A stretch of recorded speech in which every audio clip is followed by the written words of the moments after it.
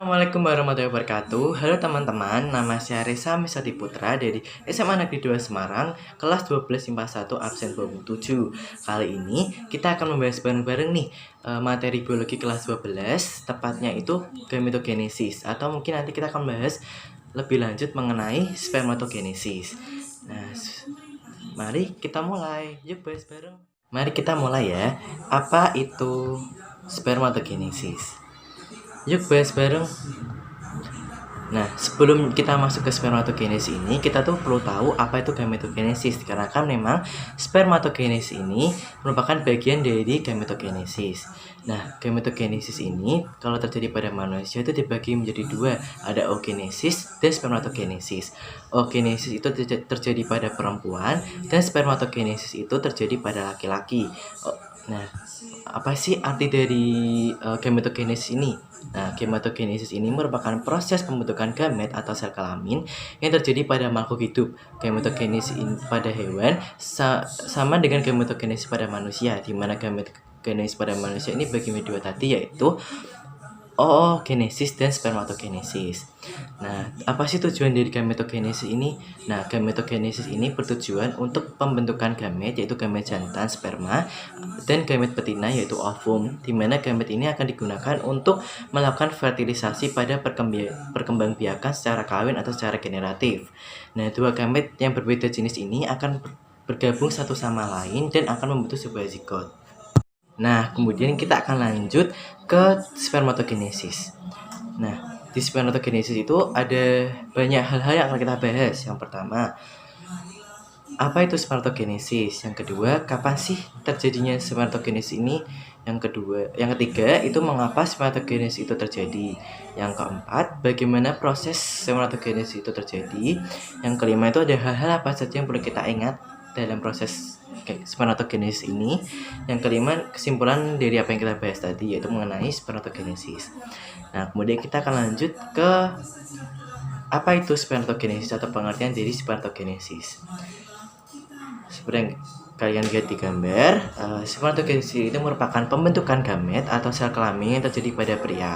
Spermatogenesis ini merupakan proses pembentukan sel spermatozoa yang terjadi di organ kelamin ontogena jantan, yaitu tepatnya di tubulus seminiferus. Spermatogenesis ini juga dapat diartikan sebagai proses yang terjadi pada organisme jantan yang bereproduksi secara seksual, yang dimana terdapat sel-sel germinal pria yang terdiferensiasi atau berkembang menjadi spermatosit yang kemudian berubah menjadi spermatozoa. Proses inilah yang disebut sebagai sistem reproduksi yang dimiliki seorang pria dalam membentuk sel sperma. Yang seperti yang kalian lihat pada gambar, di mana itu merupakan terdapat struktur dari tubulus seminiferus yang merupakan tempat terjadinya dari spermatogenesis ini. Nah, setelah itu kita akan lanjut ke kapan sih spermatogenesis ini mulai aktif. Nah, spermatogenesis ini mulai terjadi ketika usia seorang laki-laki mulai berusia produktif atau pubertas sekitar 13 tahun ke atas, di mana spermatogenesis ini akan aktif apabila hormon reproduksinya juga sudah aktif. Hal ini dapat dilihat dari apakah pria tersebut telah mengalami mimpi basah atau tidak. Perubahan sekunder seperti suara yang memberat, kemudian jakun yang mulai tumbuh, lalu dada yang semakin membidang, itu juga dapat menjadi tanda bahwa spermatogenesis ini mulai aktif. Selanjutnya kita akan membahas mengenai mengapa sih spermatogenesis terjadi. Nah, kita masuk ke slide-nya ya. Jadi, mengapa spermatogenesis itu terjadi? Nanti kita itu membahas mengenai untuk apa sih spermatogenesis ini, tujuannya dan lain sebagainya. Nah, untuk apa sih spermatogenesis ini?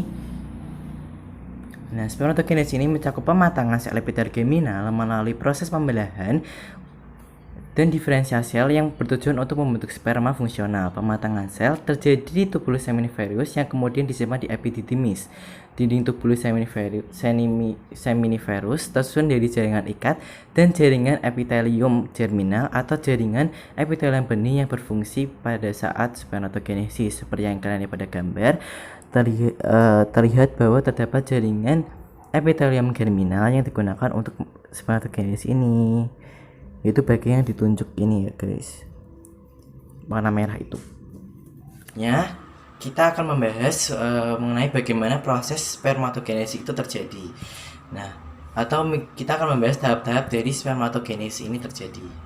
Yang pertama terdapat fase proliferatif atau spermatogenik, yang merupakan tahapan di mana spermatogennya ini mengalami mitosis berkali-kali dan akan menjadi spermatosit primer. Seperti yang kalian lihat pada gambar bahwa yang paling atas itu terdapat spermatogonium yang melakukan mitosis kemudian menjadi spermatosit primer, di mana pembelahan mitosis kemudian spermatogen ini melakukan pembelahan mitosis, kemudian mengakhiri sel somatisnya membentuk spermatosit primer yang siap untuk melakukan meiosis.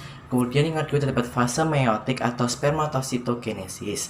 Nah, pada fase ini mekanisme pembelahan sel baru diproduksi yang memunculkan sel-sel haploid yang disebut spermatid mulai proses meiosis. Nah, tahap-tahapnya itu yang kalian lihat pada gambar. Setelah spermatosit primer itu melakukan pembelahan satu, akan menghasilkan spermatosit sekunder.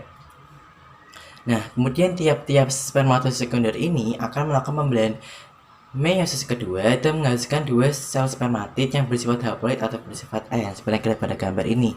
Yang ketiga ada fase spermiogenesis. Spermiogenesis ini merupakan fase transformasi spermatid menjadi spermatozoa.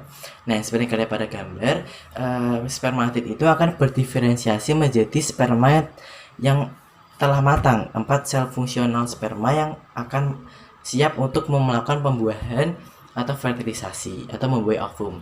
Nah, hasil akhir dari spermatogenesis ini adalah 4 sel fungsional yaitu spermatozoa, di mana spermatozoa yang telah masak ini akan berfungsi untuk membuai ovum dan melakukan fertilisasi atau pembuahan. Nah, selanjutnya kita akan melanjutkan ke bagian hal-hal yang perlu kita ingat dari spermatogenesis ini. Yang pertama itu spermatogenesis itu terjadi di testis, tepatnya di tubulus seminiferus. Yang kedua, spermatogenesis ini dimulai sejak masa pubertas dan akan bereproduksi terus-menerus sampai kita tua nanti. Yang ketiga, spermatogenesis ini menghasilkan 4 sel fungsional yaitu spermatozoa melalui pembelahan meiosis dan mitosis. Yang keduanya terjadi pada masa setelah pubertas ya. Nah, spermatozoa ini juga memiliki sifat haploid atau bersifat N. Selanjutnya kita akan membahas kesimpulan dari apa yang telah kita bahas tadi ya. Kesimpulannya itu bahwa spermatogenesis merupakan proses pembentukan sel gamet di tubulus seminiferus dari spermatogenia yang menghasilkan 4 sel fungsional yaitu spermatozoa yang bersifat haploid dengan melakukan pembelahan mitosis dan meiosis, di mana sperma ini akan berfungsi untuk membuai ovum dan melakukan fertilisasi atau pembuahan. Nah, pembelahan mitosis yang ditandai dari proses spermatogenesis ini ditandai dengan pembelahan yang menghasilkan sel diploid, yaitu dari spermatogonium menjadi spermatosit primer. Nah, itu melalui proses pembelahan mitosis. Sedangkan pembelahan meiosis itu ditandai dengan pembelahan yang menghasilkan sel-sel yang bersifat haploid atau bersifat M, yang mana kita dapat temukan di proses pembelahan dari spermatosit primer menjadi spermatosit sekunder yang melalui pembelahan meiosis 1, dan dari spermatosit sekunder ini menjadi spermatid yang melalui proses pembelahan meiosis 2. Nah, untuk pemahaman lebih lanjut, saya akan memberikan semacam kuis mudah untuk sebagai bahan refresh kita, apakah kita tuh sudah paham materi spermatogenesis ini. Nah, ini ada kuisnya.